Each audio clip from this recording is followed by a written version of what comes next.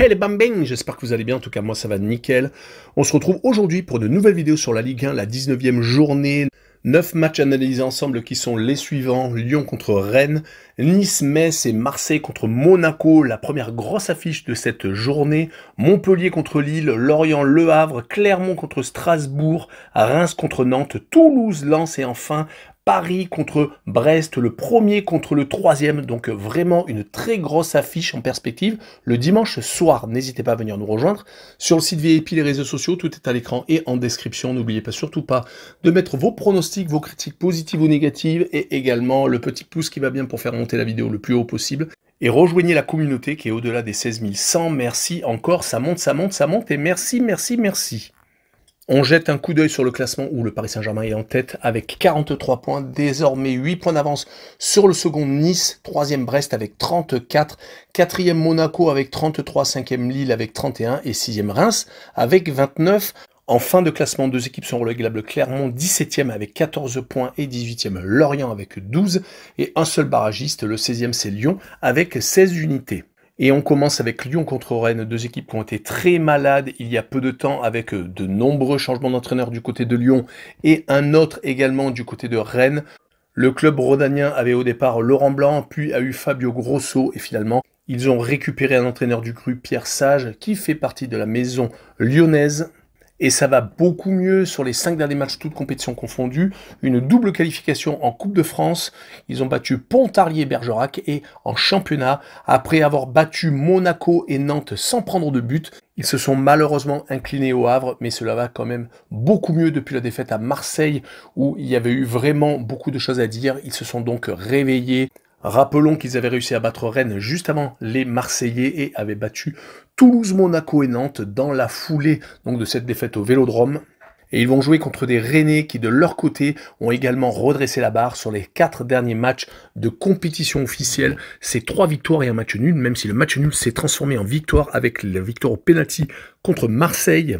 En Coupe de France, en championnat, ils sont donc sur 2 victoires d'affilée. Ils avaient battu Clermont et Nice, réussissant à marquer 5 buts, donc c'est vraiment très important, surtout qu'il leur manque quelques joueurs, dont Gouiri qui s'est blessé certes, mais qui aurait dû partir à la CAN. Il s'appuie sur un Kalimundo qui a eu de très bons résultats ces derniers temps. Si on prend les 5 derniers matchs hors de leur base, ils ont tout de même gagné à 3 reprises, car ils avaient battu le Maccabi Haïfa en Europa League, et ils avaient perdu qu'une seule fois au Vélodrome, et avaient fait un match nul à Toulouse. Donc ces 2 victoires consécutives à Clermont et à Guingamp montrent qu'ils sont tout à fait capables de faire un résultat quand ils se déplacent, et sur ce match-là, jouent à un but partout, et jouent à les deux équipes qui marquent avec une cote à 1,74. On poursuit avec Nice contre Metz. Les Niçois sont partis en boulet de canon.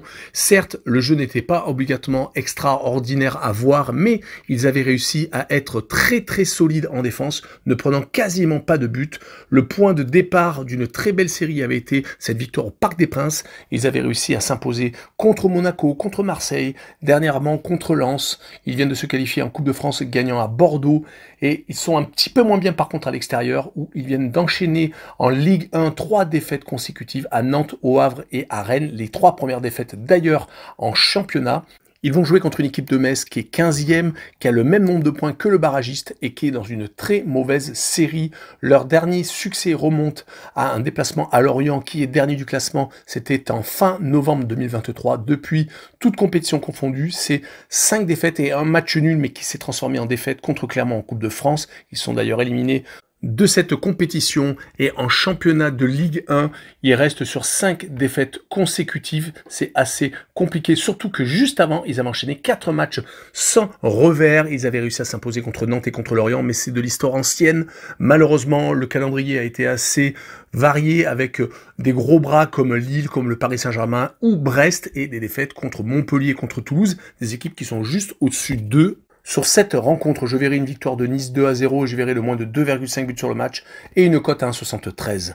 On enchaîne avec Marseille contre Monaco, beaucoup de choses à dire sur cette rencontre, avec les Monégasques qui sont pour moi légèrement favoris, même s'ils se déplacent au Vélodrome. Ils viennent de se qualifier à Rodez 3-1 après avoir éliminé Lens au pénalty en début d'année 2024. Ils ont malheureusement, au milieu de ces 2 bonnes performances en Coupe de France, perdu à la maison contre Reims, mais ils ont un homme qui est en forme, qui marque but sur but, c'est Wissam Ben Yedder, qui est capable de renverser beaucoup de montagnes. Ils gardent tout de même une place enviable au classement. Ils sont actuellement 4e, qu'à 2 points du Dauphin Nice, donc tout est jouable. Le point positif pour les joueurs du Rocher, c'est qu'ils vont jouer contre Marseille, qui est ultra amoindri, qui après avoir perdu beaucoup de joueurs à la CAN, que ce soit du côté du Sénégal ou du Maroc, ils ont perdu encore des joueurs sur blessure, avec le petit Nadir qui avait tendance à jouer ces derniers temps, car il y avait quasiment plus personne au milieu de terrain. Il vient de se faire une entorse du genou, Gigot est également suspendu, donc il va y avoir urgence dans la défense centrale marseillaise, où il ne restera plus que Belhardi et également Bamou Maïté, qui n'avait pas de place de titulaire avant cette CAN. Les résultats sont plutôt mauvais, même s'ils ne perdent pas tous leurs matchs. Ils ont perdu, certes contre Rennes, mais c'était au pénalty, faisant un but partout après 90 minutes de jeu. Si on remonte à leur dernier revers, il faut remonter à un déplacement à Brighton en Coupe d'Europe. Sinon, que ce soit en Coupe de France ou en Championnat de France, ils restent également sur 8 matchs sans défaite dans les 90 minutes réglementaires. Mais ils font beaucoup trop de partage de points contre Montpellier, contre Strasbourg et donc contre les Rennais. L'équipe est pour moi amoindrie. Et je vais voir sur ce match-là s'incliner contre Monaco 2-1. Et je verrai sur cette rencontre le but de Ben Yedder avec une cote à 2,75. On enchaîne avec Montpellier contre Lille. Les Montpelliérains sont en difficulté certes, mais ils ne perdent pas non plus toutes les rencontres. Ils vont jouer en Coupe de France ce soir à Fény dans le Nord. Ils avaient réussi à s'imposer contre Amiens juste avant. Et si on prend les 5 derniers matchs, toutes compétitions confondues, avant donc cette rencontre de Coupe de France, ils n'ont perdu qu'une fois, c'était à Brest. Sinon, ils ont réussi à accrocher 2 victoires tout à l'extérieur, donc à Amiens, comme je l'ai dit un peu plus tôt, et à Metz. Ils ont réussi à accrocher Lens et Marseille, deux gros bras du championnat français, à domicile. Donc c'est une équipe qui est ultra accrocheuse quand elle reçoit. Du côté de Lille, 3 victoires consécutives, toutes compétitions confondues, 2 en Coupe de France, contre le club amateur des îles Golden Lion. Ils ont gagné 12-0. Et cette victoire en déplacement au Racing Club de France 1-0 qui leur donne une nouvelle qualification pour les 8e de finale de la Coupe de France. Pour ce qui est de la Ligue 1, sur les 5 derniers matchs officiels, ils ont perdu à Strasbourg, ont gagné 2 fois à la maison, là où ils ont d'ailleurs leur meilleur résultat à l'extérieur. Ils ont réussi à accrocher un match contre Clermont et on n'oubliera pas le partage de points contre le leader, le Paris Saint-Germain, obtenu dans les derniers instants, qui leur permet donc de ne perdre quasiment jamais en championnat et d'être surtout 5e en Ligue 1. Sur cette rencontre, je verrai bien un partage de points à but partout, avec le away no bet et le match nul remboursé, ces victoires de Lille à l'extérieur et une cote à 1,75. On enchaîne avec Lorient contre Le Havre, deux équipes qui sont toutes les deux en deuxième partie de tableau. Mais Le Havre est 11e avec 22 points, alors que Lorient est 18e et dernier avec 12 unités.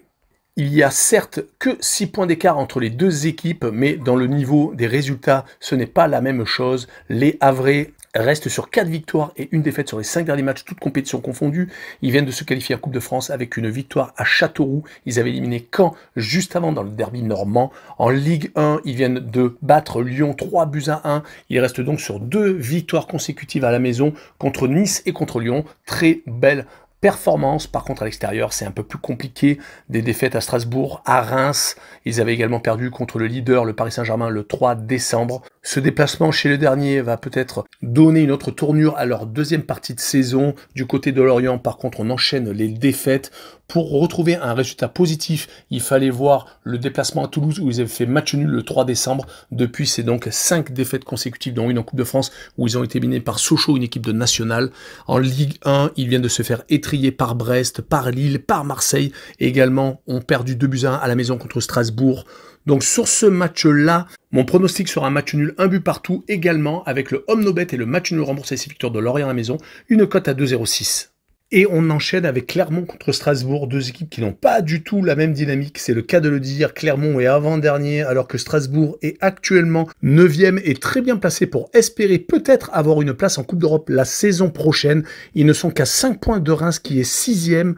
Ils viennent d'enchaîner une très belle série d'invincibilité qui se monte maintenant à 7 matchs, toutes compétitions confondues. Leur dernier revers était à Reims, ils avaient perdu 2-1, sinon ils ont enchaîné de très bons résultats à Brest, à Marseille, réussissant tout de même à battre Lille et à se qualifiant encore pour la Coupe de France. Là où c'est le plus marquant, c'est les résultats à l'extérieur, où ils n'ont plus perdu depuis 5 rencontres hors de ces bases, gagnant à Lorient et à Clermont en Coupe de France. À Lorient, c'était en Ligue 1, et comme je vous l'ai dit, ils ont accroché Brest et Marseille.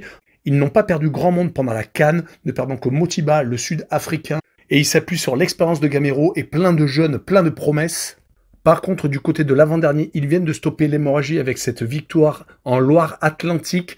Leurs 4 défaites et leurs 2 matchs nuls les avaient fait plonger au classement et donc tomber dans la zone rouge. Pour finir, on s'aperçoit que Strasbourg vient de s'imposer à Clermont en Coupe de France 3-1. C'était la semaine dernière. Je les vois donc renouveler cet exploit et s'imposer 2-1 avec le draw no bet et le pari remboursé 6 matchs nuls et une cote à 1,81. On poursuit avec Reims contre Nantes.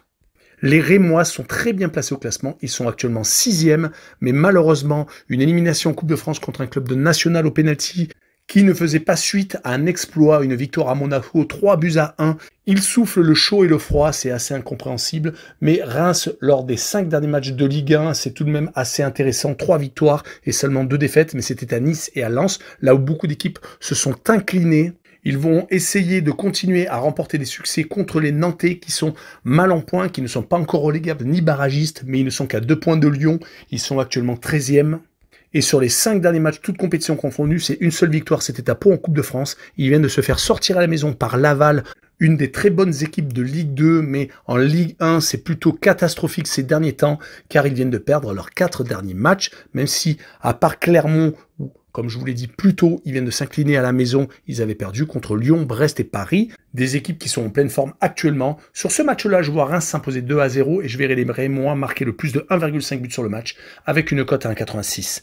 On passe à l'avant-dernière rencontre, Toulouse contre Lens. Les Toulousains sont 14e et très mal en point. La Coupe d'Europe leur a pris peut-être trop d'énergie. Ils sont en plus encore qualifiés. Ils vont jouer en 16e de finale de la C3. Ce n'était peut-être pas obligatoirement l'objectif en début de saison, mais ce match aller-retour contre Benfica va leur donner beaucoup d'expérience. Mais est-ce qu'ils vont encore s'enfoncer au classement? En tout cas, ils viennent de se faire sortir de la Coupe de France où ils étaient tenants du titre à Rouen, perdant au penalty, faisant 3 buts partout après les 90 minutes de jeu. Cela fait beaucoup trop de buts encaissés. Ils restaient pourtant sur une victoire à Metz. Ils avaient battu Chambéry au tour précédent Coupe de France. On rappellera que lors des derniers matchs en Ligue 1, à part cette victoire à Metz, ils avaient tout de même enchaîné une très grosse série d'insuccès qui se montait à 10 matchs consécutifs sans avoir gagné. Leur dernier succès était contre Metz. C'était le 1er octobre. Leur adversaire du soir est Lens, qui de son côté avait très mal débuté la saison, mais qui sont en train de se relever. Même s'ils ne se sont pas qualifiés pour les 8e de finale de la C1, ils ont été reversés en Ligue Europa. Et ils vont jouer contre Fribourg en 16e de finale de cette compétition. Ils restent néanmoins sur 3 mauvais résultats depuis le début de l'année 2024 et la fin 2023, avec une défaite à Nice, une défaite contre le Paris Saint-Germain, à chaque fois 2-0, et une élimination en Coupe de France à la maison contre Monaco. Et sur ce match-là, je vois bien un match nul entre les deux formations, un but partout, et le away no bet et le match nul rembourser ses victoires de Lens à l'extérieur, et une cote à 1,80. On finira par le Paris Saint-Germain contre Brest, le choc de cette journée entre le premier et le 3e de Ligue 1, avec un Mbappé qui va encore essayer de battre tous les records, qui va essayer encore de marquer 1, voire 2, voire 3 buts. Il a encore mis un doublé contre Orléans, le club de National. Et si on prend les 10 derniers matchs, toutes compétitions confondues, le PSG a gagné à 7 reprises et n'a fait que 3 matchs nuls, 2 en Ligue des Champions contre Newcastle et Dortmund, leur permettant de se qualifier pour les 8e de finale de la C1. Ils joueront d'ailleurs la Real Sociedad, le club espagnol. Ils ont également fait match nul contre Lille, mais c'était en toute fin de match. En tout cas, les 5 derniers matchs se sont transformés par des succès avec beaucoup de buts marqués. 9 contre l'équipe de Revel, l'équipe amateur, avait été franchement respectée, donc 9-0. Les autres rencontres s'étaient soldées donc avec des victoires contre Metz, Toulouse, Lens, et ils espèrent encore plus faire le trou contre leurs poursuivants, Nice et Brest, voire Monaco qui se déplace à Marseille. En tout cas, le PSG en championnat a fait le plein à la maison, sauf avec cette défaite contre Nice, mais je l'ai dit un peu plus tôt. C'était vraiment juste un petit accro, ils ne vont pas le renouveler je pense. Les Brestois de leur côté sont sur une très très belle série également, ils ne perdent plus depuis très longtemps. C'était lors d'un déplacement à Monaco, ils s'étaient inclinés 2-0. En tout cas, les 9 derniers matchs, toutes compétitions confondues, sont soldés par 8 victoires et un seul petit partage de points. C'était contre Strasbourg à la maison. Sur ce match-là, je verrai quand même le PSG s'imposer, mais seulement 3-1, et je verrai les deux équipes qui marquent avec une cote à 1,80. Voilà, on en a fini avec cette vidéo. N'hésitez pas à venir nous rejoindre. Tchou les bambins!